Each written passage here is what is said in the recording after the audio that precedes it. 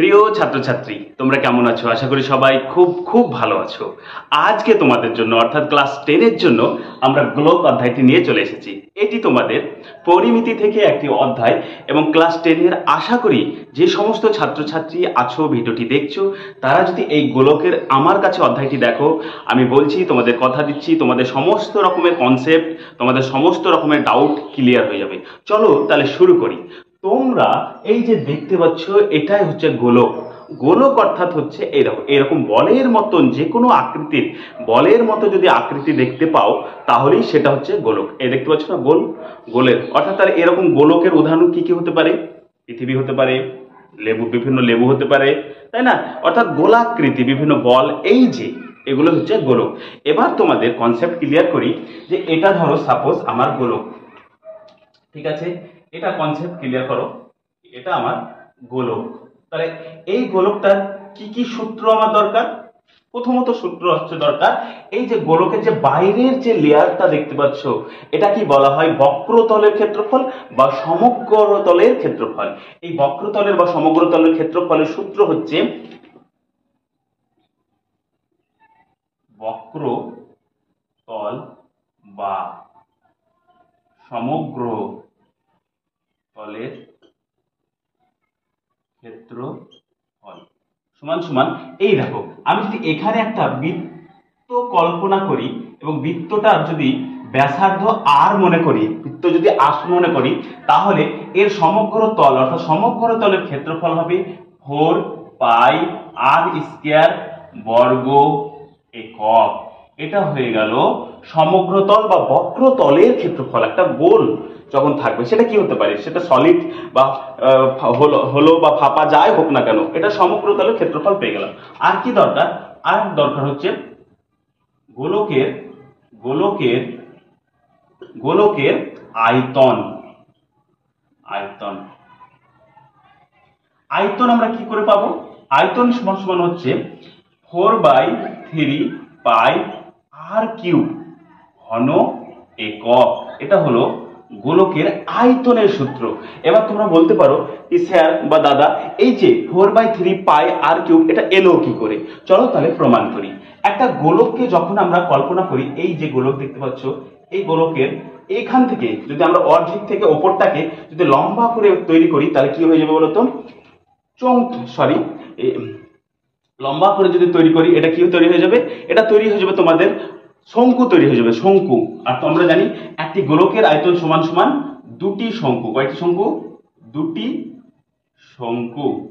দুটি শঙ্কু। আর একটা শঙ্কুর আয়তনের ক্ষেত্রফল হচ্ছে 1/3 পাই আর স্কয়ার এইচ ঘন একক। তাহলে একটি গোলকের আয়তন সমান সমান দুটি শঙ্কুর আয়তনের ক্ষেত্রফল, আয়তনের আয়তনের একক।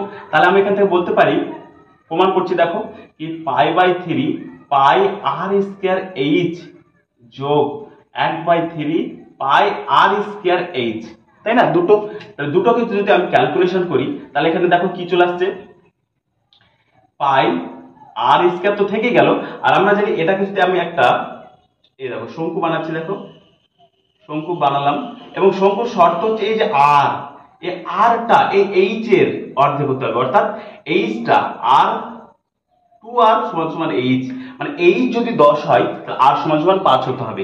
তাহলে এখান থেকে আমি লিখতে পারি এই এইচ এর জায়গায় আমরা কি লিখতে পারি? 2r/3 প্লাস 1/3 পাই আর স্কয়ার, এইচ এর জায়গায় কত লিখতে পারি? 2r। তাহলে এখানে দেখো যদি আমি লসাগু করতে পারি কত? 3 চলে এলো। আর উপরে কত এলো দেখো?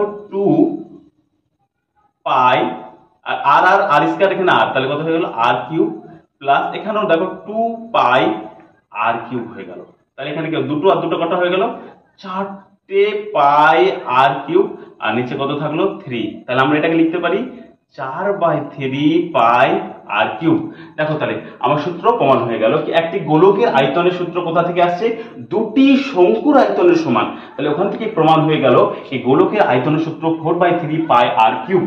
চলো এবার দেখবো আমরা অর্ধ গোলকের বিভিন্ন সূত্র। তাহলে চলো এটা মেটাই, অর্ধগোলকের বিভিন্ন সূত্র। তো অর্ধগোলকের সূত্র কি হবে বলো? অর্ধগোলক এর বক্রতলের ক্ষেত্রফল, বক্রতলের ক্ষেত্রফল, এটা কি অর্ধগোলকের বের করছি। তাহলে কল্পনা করো এটা আমার কাছে গোলক আছে, এই গোলক থেকে যদি এইখান থেকে অর্ধেক করে কেটে ফেলি তাহলে আমি কি পাবো, অর্ধেক বাদ হয়ে যাবে। তাহলে এই যে ক্ষেত্রফলটা আছে তারই কি হয়ে যাবে, অর্ধেক হয়ে যাবে। তাহলে এটাকে কি 4/2 করে দিতে হবে, আর পাই আর স্কয়ার তো থাকছেই। তাহলে এখান থেকে এটা হয়ে গেল কি অর্ধগোলকের বক্রতলের বর্গ একক, তাই না। তাহলে এটা কাটাকাটি করলে হতো কত, 2πr² বর্গ একক পেয়ে গেলাম।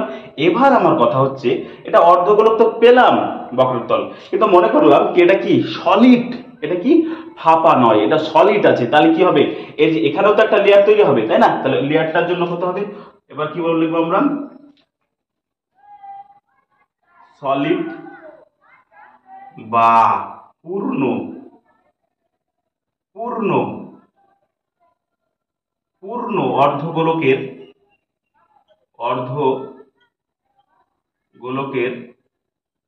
সমগ্র তলের ক্ষেত্রফল কত হবে বলো। বৃত্তের জন্য উপরে তাহলে একটা কি তৈরি হয়ে যাবে, বৃত্ত হয়ে যাবে, আর বৃত্তের ক্ষেত্রফল কত বলো, πr²। আর দেখো নিচেরটা কি হয়ে গেছে, 2πr² বর্গ একক। তাহলে এই দুটোকে যদি আমরা যোগ করি তাহলে কি পাবো, 3πr² বর্গ একক পেয়ে গেলাম। এবার আমরা দেখব যে এই অর্ধগোলকের আয়তনের সূত্র কি আসবে, তাই না। অর্ধগোলকের আয়তনের সূত্র, অর্ধগোলকের আয়তন, তোমরা জানো আয়তন মানে হচ্ছে ধরো সাপোজ, আমি এই গোলকটা আছে, এই গোলকটাকে যদি ফুটো করে ওর ভিতরে যে জায়গাটা, যে স্থানটা জুড়ে আছে সেটা হচ্ছে ওর অর্ধগোলক, বুঝেছো। অর্ধগোলকের জন্য এর ভিতরে কতটা আয়তন আছে দেখো, গোলকের জন্য কতটা আছে 4/3πr³। তাহলে অর্ধেক মানে কত, 2 দিয়ে ভাগ, তাহলে 2 দিয়ে যদি 4/3πr³ কে যদি 2 দিয়ে ভাগ করি ঘন একক, তাহলে আমরা কত পাবো, 2/3πr³ ঘন একক। এটাই হয়ে গেল কি বৃত্তের এবং গোলকের এবং অর্ধগোলকের সমগ্র তলের ক্ষেত্রফল আমি পেয়ে গেছি। তোমরা খুব সুন্দর করে টুকে নেবে বা স্ক্রিনশট নিয়ে নাও। চলে আসছে আমরা খুব তাড়াতাড়ি তোমাদের এই অধ্যায়ের সেকেন্ড পার্ট। তোমাদের যে কোষে দেখি, তোমাদের বইয়ের যেই 12 অর্থাৎ গোলক থেকে যে 12 কোষে দেখি 12 অঙ্কগুলো আছে, সেগুলো এক এক করে বিভিন্ন পার্টে নিয়ে আসছি।